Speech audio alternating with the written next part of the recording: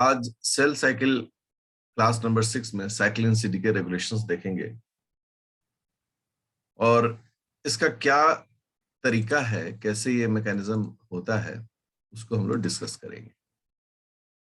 आज का हमारा जो लर्निंग ऑब्जेक्टिव्स है,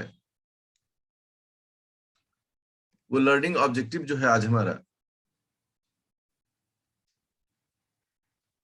वो लर्निंग ऑब्जेक्टिव ये है कि हम साइक्लिन सीडीके का रेगुलेशन जो है इसको अच्छे से समझ लें। यही हमारा आज का लर्निंग ऑब्जेक्टिव है। अब देखिए, साइक्लिन तो हमने कहा कि साइक्लिन जो है वो प्रोटीन है, ठीक है। और सीडीके जो है ये हमारा एंजाइम है,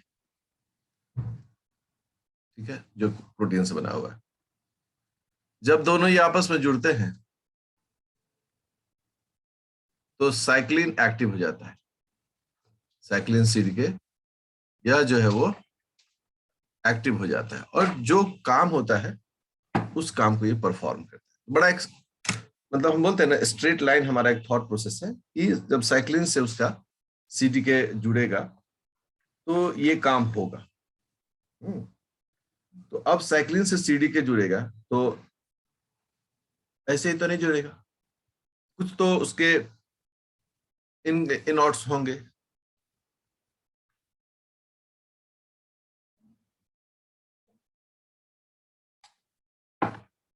अब आप देखिए,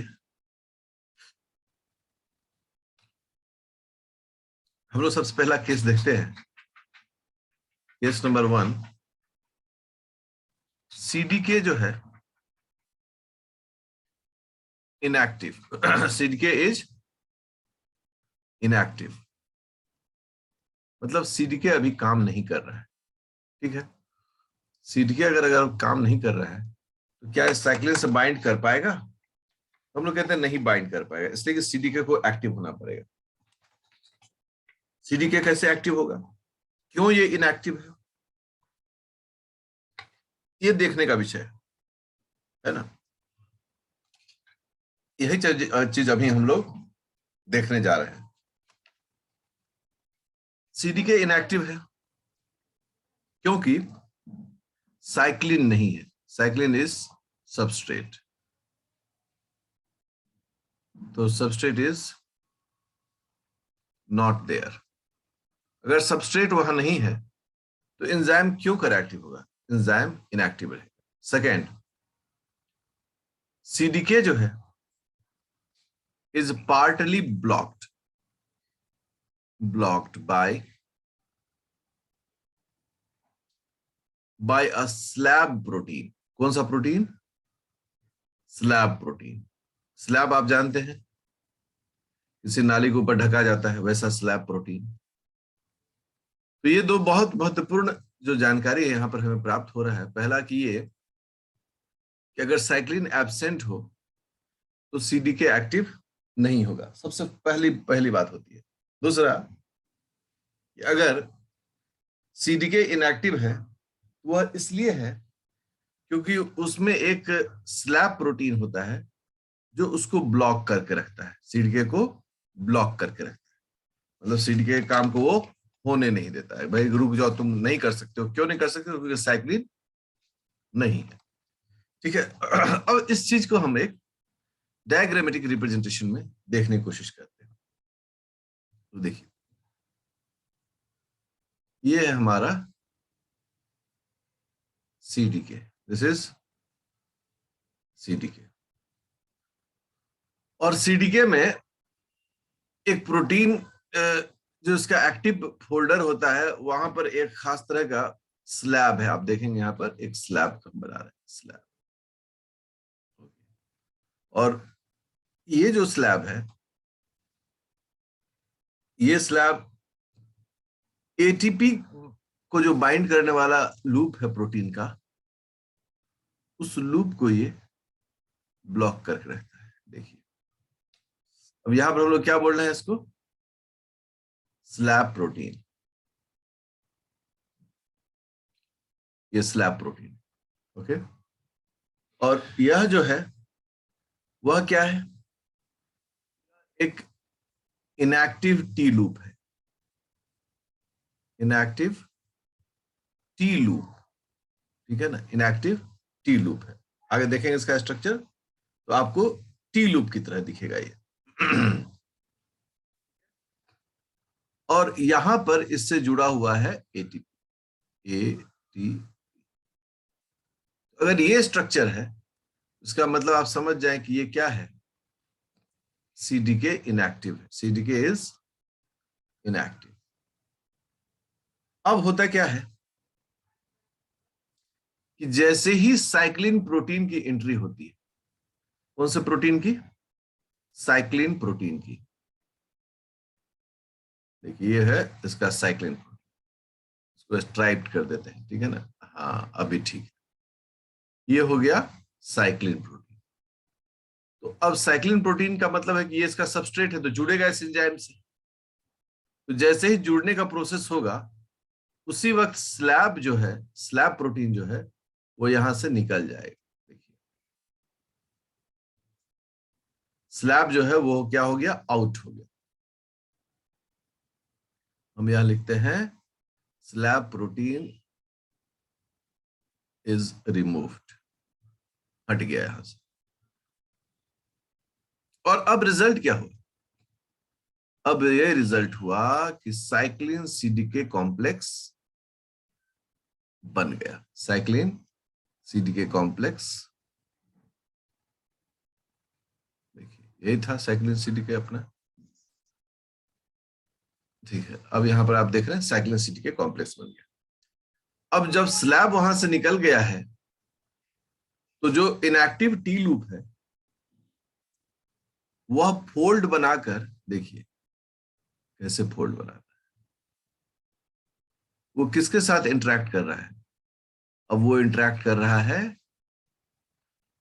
साइक्लिन प्रोटीन के साथ। आप देख रहे हैं, आराम से देख पा रहे होंगे, देखिए स्लाइड प्रोटीन एक्सटेंड कर गया, ठीक है ना, और एक्सटेंड करके ये इस प्रकार से टी शेप्ड सट के आपस में हो जाता है, यहां एटीपी। तो अब ये जो लूप आप देख रहे हैं इससे हम लोग क्या कहते हैं, टी लूप, ठीक है। और टी लूप अभी मतलब साइक्लिन के साथ एक इंटरेक्शन कर चुका है, ठीक है। अब आगे जब हम तीसरा डायग्राम इसमें देखते हैं जो इसका फाइनल डायग्राम, तो क्या देखते हैं, इसी डायग्राम को देखिए, ये सीडीके है, ये सीडीके है, ये इसके साथ साइक्लिन जुड़ा हुआ है और साथ में यह टी लूप है। देखिए सब लोग डायग्राम आराम से सब लोग बना रहे होंगे, डायग्राम बनाना भी चाहिए क्योंकि जितना डायग्राम पर पकड़ होगा चीजें उतनी ही समझ में आती। और ये है यहां पर फॉस्फेट, देखिए फॉस्फेट, ठीक है। और अब इसका मतलब क्या है यहां पर कि यहां पर एटीपी जो है वो टूटा है, एटीपी में 3 फॉस्फेट है, एटीपी यहां पर टूटा है, ठीक है। टूटने के लिए यहां पर एक साइक्लिंग एक्टिवेटिंग काइनेज जो है CAK वो रहता है, और रिजल्ट क्या हो गया, यहां पर एक एंजाइम एक्टिव होता है, इसको हम लोग बोलते हैं एक्टिव फॉस्फेटेज, फॉस्फेटेज, ओके। और अब ये जो कॉम्प्लेक्स है वो क्या हो जाता है, एक्टिव हो जाता है, एक्टिव। अब फॉस्फेटेज का आप लोग यूज जानते हैं, what is the role of phosphatase, कौन बोलेगा,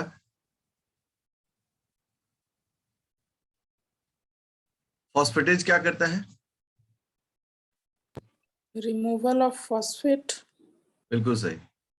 एक सबस्ट्रेट से अगर फॉस्फेट जुड़ा हुआ है, यह क्या करेगा, सबस्ट्रेट से फॉस्फेट को निकाल देगा, ठीक है। तो अभी यहां पर एटीपी है जिसमें 3 फॉस्फेट जुड़ा हुआ है, एडीपी को निकाल देगा और एक फॉस्फेट को यहाँ, जैसे ही एक फॉस्फेट आया एटीपी की जगह पर, रिजल्ट क्या होगा, ये पूरा प्रोसेस एक्टिव हो जाता है। तो ये जो चीज है, इस चीज को हम लोग को समझना चाहिए। केस 1 मैंने बताया। अब देखिए इसी को हम थोड़ा डिस्कस मोड में लाते हैं। केस 2, केस 2 में क्या है कि सीडीके इज पार्टली एक्टिव। जो हम डायग्राम बनाए थे उसी डायग्राम को हम लोग कह रहे हैं। क्या है भाई, अब कि साइक्लिन प्रेजेंट है, साइक्लिन इज प्रेजेंट। आप सबने अभी देखा है साइक्लिन प्रेजेंट था। रिजल्ट क्या हो गया कि स्लैब प्रोटीन हट गया। तो slab protein, proteins are removed, slab proteins वहां से हट गए। तीसरा क्या हो गया, एक्टिव साइट एंजाइम का ऑफ एंजाइम सीडीके, सीडीके क्योंकि एंजाइम है सीडीके तो उसका एक्टिव साइट होगा। एंड टी लूप अपीयर्स, दिखने लगा, दोनों दिखने लगे। And the loop moved out, the loop moves to cyclin. Result क्या हुआ था कि जो टी लूप है वह साइक्लिन की ओर मूव कर गया। ये हर एक स्टेटमेंट जो है वह इसके तबीयत को बताता है कि साइक्लिन प्रेजेंट है, तो स्लैब प्रोटीन बाहर निकल गया। एक्टिव साइट और टी लूप दोनों ही एक्टिव हो गए। टी लूप जो है वह साइक्लिन की तरफ मूव कर गया। इसी स्टेटमेंट को आप यहां देखते हैं। ऐसे देखते हैं कि अब तो मैं एक ही डायग्राम बनाऊंगा, बार बार तो बनाऊंगा नहीं ऐसे करके।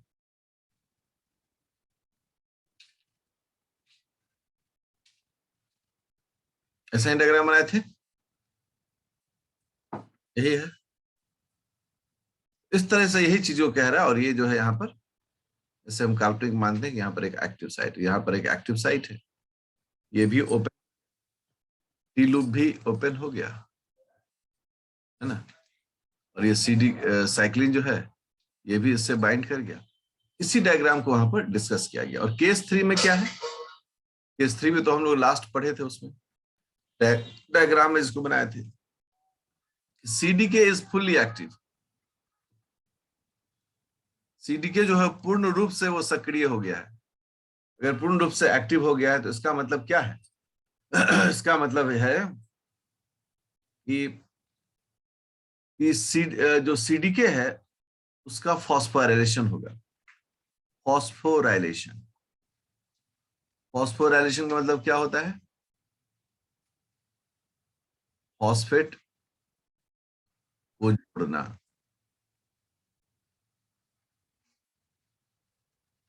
फॉस्फेट को जोड़ना फॉस्फोराइलेशन कहलाता है। तो किस में फॉस्फेट जुड़ा था, सीडीके में। आपने देखा होगा सीडीके में टी लूप के एंड में एक फॉस्फेट जुड़ा था। तो phosphorylation of CDK by cyclin, ठीक है, एक्टिवेटेड काइनेजेस। इसको हम लोग एक शॉर्ट वर्ड में क्या बोलते हैं, CAK। आपने देखा होगा मैंने CAK का उपयोग किया था। तो इस CAK के मदद से, ये जो एंजाइम है इसकी मदद से सीडीके में फॉस्फेट जुड़ा था। इस डायग्राम को हम लोगों ने कैसे दिखाया था, ऐसे ही दिखाया था,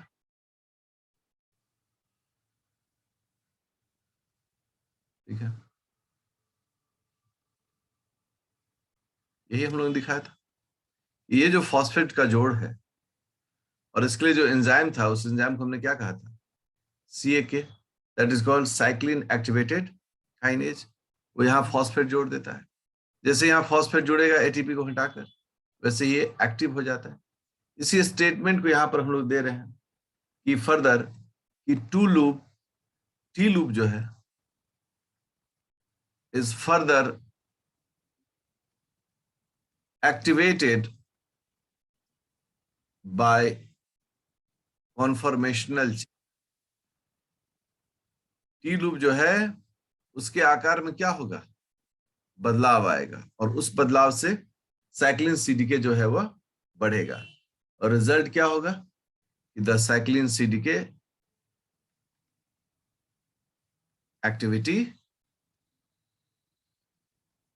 इंक्रीज। साइक्लिन और सीडीके की एक्टिविटी जो होती है वो इंक्रीज करता है। तो ये जो कॉन्सेप्ट है कैसे सीडीके को एक्टिवेट करते हैं वो यहां पर अभी डिस्कस किया गया है। अब सवाल की बारी है।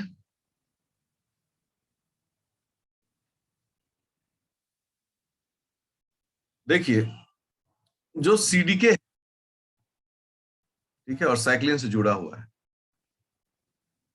उस सीडीके में हम लोग को जोड़ना है फॉस्फेट, ठीक है ना। उस सीडीके में हम लोग फॉस्फेट ऐसे जोड़ते हैं, उसके टी लूप के साइड में हम जोड़ते हैं, यही काम हमारा कर रहे हैं। और इसके एंजाइम एंजाइम जो होता है cyclin dependent cyclin activating kinase, CAK, यही हो रहा है। क्योंकि सीडीके खुद भी तो एक प्रोटीन है ना। सीडीके है क्या? सीडीके जो है, ऐसे डायग्राम बनाए थे, मैं फिर से बता रहा हूं,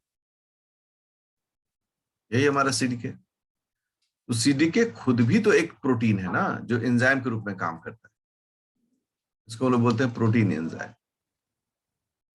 ये किस चीज से बना हुआ है? तो सीडीके जो है वो बना हुआ है अमाइनो एसिड से, made up of amino acid residues, ठीक है ना। तो आपके मन में सवाल आएगा, क्वेश्चन, कि फॉस्फेट कहां जुड़ेगा?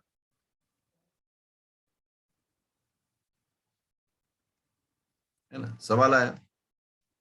तो आंसर इसका है कि फॉस्फेट जो है वह फ्लेक्सिबल टी लूप जो है, आप जानते हैं कि टी लूप जो है वो क्या फ्लेक्सिबल है। फ्लेक्सिबल टी लूप का थ्रियोनिन रेसिड्यू से जुड़ता है। किससे जुड़ता है? थ्रियोनिन रेसिड्यू से। अर्थात कहने का मतलब है कि अभी तो इससे सब जुड़ा हुआ है। देखो ऐसे हम बना देते हैं, ठीक है, यहाँ पर ये भी है, साइक्लिन सीडीके हो गया, ठीक है, पार हो गया, उससे ऐसा नहीं होगा, ठीक है। अब यहाँ जो है एक अमाइनो एसिड है, उस अमाइनो एसिड का नाम है थ्रियोनिन, और उस थ्रियोनिन में ये फॉस्फेट जुड़ा हुआ है, जुड़ता है, ठीक है। उस अमाइनो एसिड का नाम भी आपने सीख लिया। ये जो अमाइनो एसिड है थ्रियोनिन, वो कुछ इस तरह से दिखता है,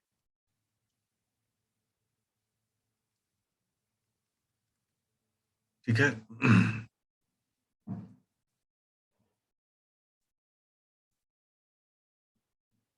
OH, और इसी OH पर जो है फॉस्फेट जुड़ता है, ठीक है ना।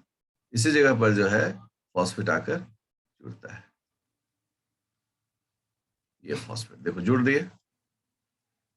तो ये जो थ्रियोनिन रेसिड्यू है, इसी थ्रियोनिन रेसिड्यू पर फॉस्फेट आकर जुड़ता है।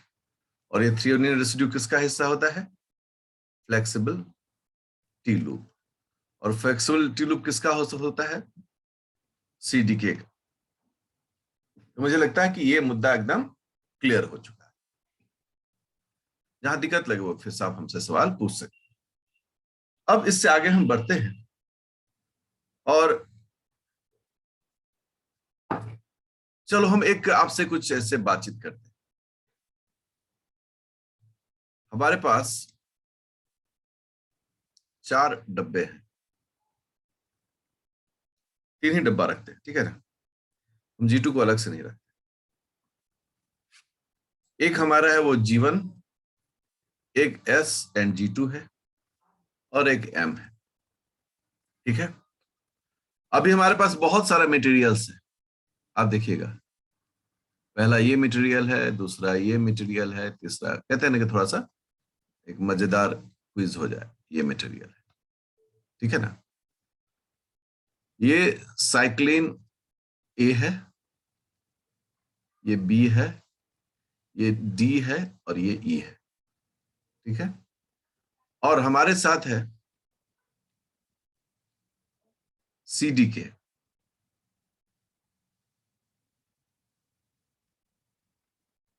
चलो देखो, ये 4 तरह का CDK भी हमने रख रखा है।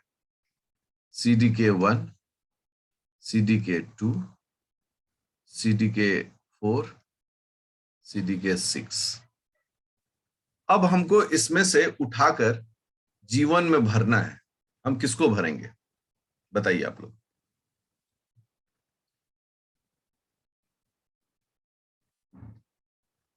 जीवन में साइक्लिन डी।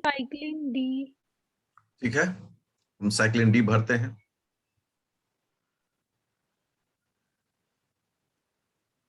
भर देना, आप लोग कोई एतराज तो नहीं ना जी? No sir. भर दिए। और सीडीके कौन सा भराएगा? सीडीके 4 4, 6. 4 या 6 में से कोई भरा, दोनों भरा सकता है या कोई एक भरा देगा। ठीक, हमने 4 मान लिया अभी, ठीक है ना? आपका मन रखने के लिए हमने 6 भी मान लिया। चलिए, ये हो गया साइक्लिन। अब हम लोग आते हैं G2 फेज में। ये G2 फेज में यहां पर कौन सा सीडीके को भरेंगे हम लोग?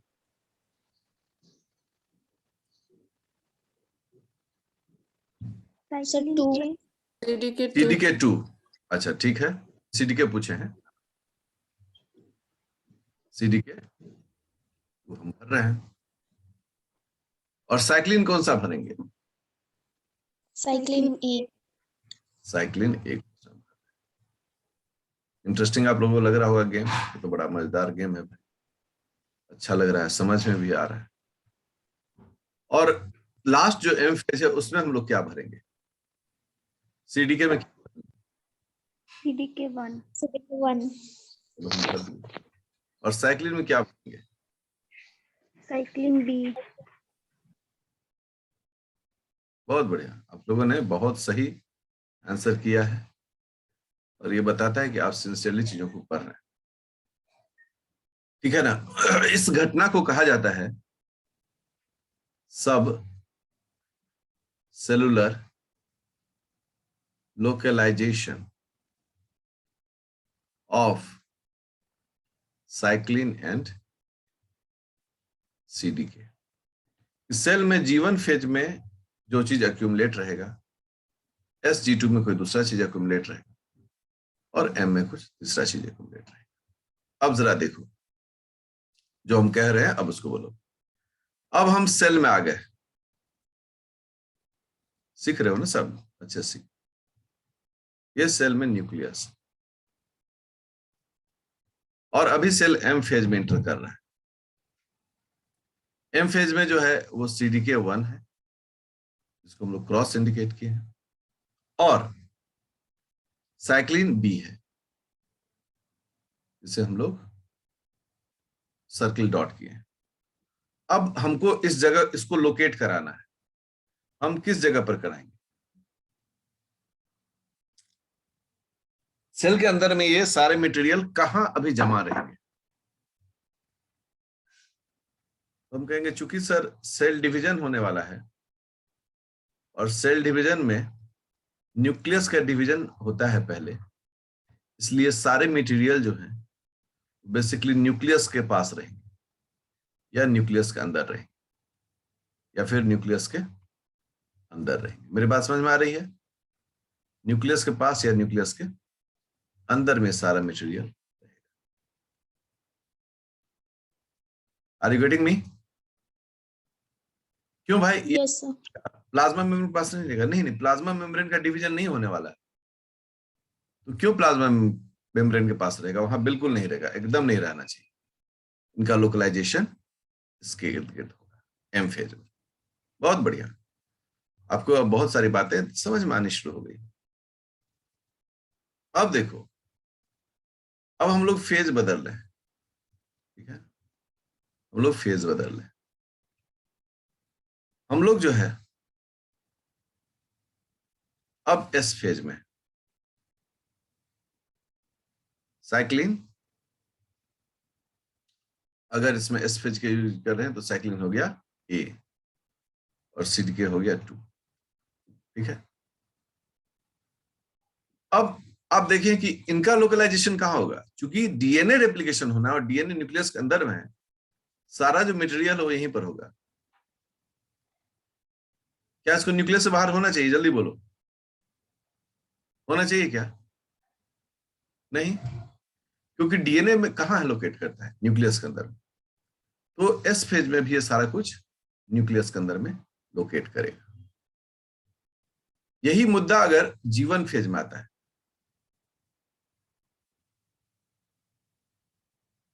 तो जीवन फेज में हम लोग ले रहे हैं जीवन फेज, जीवन एससीडी के। अगर जीवन एससीडी के ले रहे हैं तो हमारा साइक्लिन हो जाएगा ई और सीडीके 2। अब ये कहाँ लोकेट करेगा? इसकी भीड़ कहाँ रहेगी? क्या ये डीएनए के पास भीड़ रहेगी इसकी?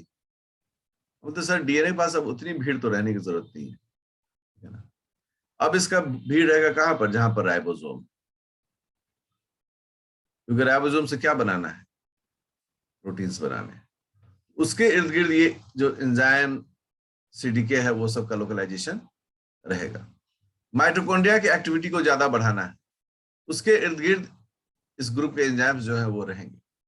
अर्थात कहने का मतलब है जिस प्रकार से हम अपने जीवन में अलग अलग काम के लिए अलग अलग जगहों पर रहते हैं, उसी प्रकार से यह भी साइक्लिन सीडीके भी अपने जीवन चक्र में अलग अलग काम के वक्त में सेल के अलग अलग हिस्सों में पाया जाता है। जैसे हमें सोना है तो सोने के लिए हम कहाँ आएंगे? अपने उस जगह पर जहां हम सोते हैं, बेड पर आएंगे। सोचिए कि रात में जो भारतीय हैं उनका लोकेशन कहाँ रहता है? बेड पर। दिन के 2 बजे 1 बजे कहाँ रहता है वो कॉलेज में, स्कूल में, या फिर वर्क प्लेस पर। यही समझ जो है उसको डेवलप करना है। This is called localization of sub cellular. ठीक है। साइंस में हम लोग हमेशा कहते हैं कि चीजों को जितना समझोगे प्रैक्टिकली आपको रटने का झंझट उतना ही कम होगा, और सेल को जितना आप मतलब रटने के पॉइंट ऑफ व्यू से देखिएगा वो उतना ही प्रॉब्लम करेगा आपके लिए, सबके लिए करता है, इसलिए उसमें कोई ये नहीं है। अब सेल साइकिल प्रोग्रेशंस को देखने के लिए रोल ऑफ म्यूटेशन इन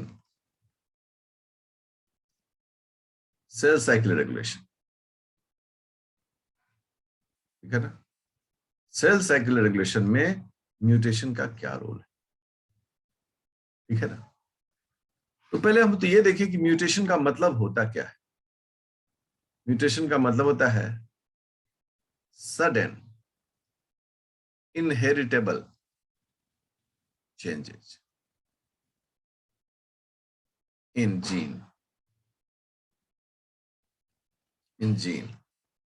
वो भी किस में चेंज होगा? तो क्वालिटी में, क्वालिटी ऑफ जीन में अचानक से चेंज हो जाएगा due to the presence of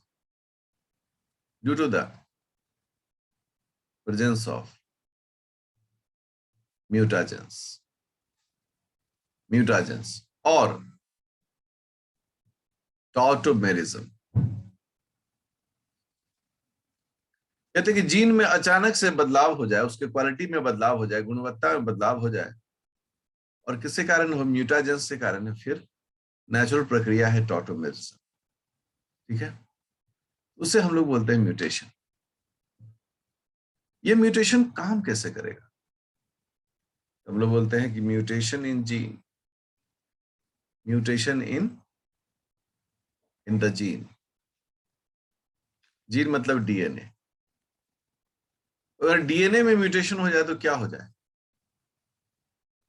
defective. इसका रिजल्ट क्या होगा? डिफेक्टिव जीन या डीएनए। डिफेक्टिव डीएनए या जीन बनने से क्या होगा? Defective mRNA, mRNA. अगर ये डिफेक्टिव एमआरएनए ही रह गया तो क्या मिलेगा? Defective protein. अगर ये प्रोटीन ही डिफेक्टिव रह गया तो क्या होगा? डिफेक्टिव सेल डिफेक्टिव होगा। अर्थात जीन में अगर म्यूटेशन हो जाए तो एमआरएनए गड़बड़ी, प्रोटीन की गड़बड़ी और सेल डिफेक्टिव। इस घटना से बचने के लिए सेल हमेशा मौका देता है डिफेक्टिव डीएनए को, ठीक है, रिपेयर करो, नहीं तो एपोप्टोसिस में जाओ। या तो भाई तुम अपने एरर को ठीक करो या फिर मरने के लिए तैयार हो जाए। डिफेक्टिव एमआरएनए में रिपेयर करो या डाइजेस्ट हो जाओ। डिफेक्टिव प्रोटीन का एक ही फेट है, डाइजेस्ट हो जाए, इसको कोई रिपेयर का मौका नहीं मिलता। और डिफेक्टिव सेल का भी एक ही फेट होता है, दैट इज एपोप्टोसिस। ये जो एक फ्लो चार्ट है ये आपको समझाने के लिए पर्याप्त है कि अगर म्यूटेशन हो जाए तो किस प्रकार से पूरा सेल तहस नहस हो सकता है। और उस कंडीशन में हम अपने सेल को कैसे बचा सकते हैं। सेल को कुछ ऑप्शन दिया है, ऊपर में ही ऑप्शन होता है, रिपेयर कर लो या मर जाओ। आरएनए में भी डिफेक्टिव आरएनए में रिपेयर करो। अब जैसे यहां पर है 100% चांस होता है रिपेयर करने का, यहां 2 to 5% चांस होता है, मतलब ज्यादातर एमआरएनए क्या होते हैं, डाइजेस्ट हो जाते हैं। अगर इस तरह की चीजों को हो रहा हो तो कैसे हम लोग इन सब चीजों को स्टडी करते हैं। एक एक्सपेरिमेंट है, टेम्परेचर सेंसिटिव म्यूटेशंस। टेम्परेचर द्वारा म्यूटेशंस को हम लोग करते हैं। इसमें 2 स्टेज होता है, एक परमिसिव टेम्परेचर। परमिसिव टेम्परेचर मतलब क्या होता है कि हम परमिशन देते हैं कि आप आगे बढ़िए। तो रिजल्ट क्या हो गया कि G1 से S से G2, G2 से M। तो सेल जो है वो पहले G1 में इंटर करेगा, फिर इससे आगे बढ़ के S में इंटर करेगा, फिर इससे आगे बढ़ के G2 में इंटर करेगा और फिर से M में इंटर करेगा। तो ये परमिसिव टेम्परेचर है, एप्रोप्रिएट टेम्परेचर। और दूसरा जो इसका पार्ट होता है उसे हम लोग बोलते हैं रेस्ट्रिक्टिव टेम्परेचर। रेस्ट्रिक्ट का मतलब क्या होता है, रोकना। रेस्ट्रिक्टिव टेम्परेचर का मतलब हो गया कि हम म्यूटेशन कर रहे हैं, म्यूटेशन इंड्यूस कर रहे हैं। अब सोचो कि ये G1 है, G1 से S गया, S से G2 गया, G2 से M गया, यही है। हमने G1 में सेल को डाला और इसको हमने टेम्परेचर से रेस्ट्रिक्ट कर दिया, रेस्ट्रिक्टेड कर दिया। तो क्या ये फर्दर S फेज में जाएगा? कभी नहीं जाएगा। क्या ये G2 में जा सकता है? S में ही नहीं गया तो G2 में क्या जाएगा? क्या M में जा सकता है? जब S में ही नहीं गया तो M में क्या जाएगा? इसका मतलब है कि हम सेल को उसी जगह पर रोक लेते हैं जिस जगह पर उसका म्यूटेशन हुआ है। अगर यही मान लो कि S फेज में हमने इसको म्यूटेट कर दिया, रेस्ट्रिक्ट कर दिया, तो ये G2 में नहीं जाएगा और ना ही M में जाएगा, ये यहीं पर आकर रुक जाएगा। अगर हमने G2 में सेल को रिस्ट्रिक्ट कर दिया तो सेल M में कभी नहीं जाएगा, ये यहीं पर रुक जाएगा।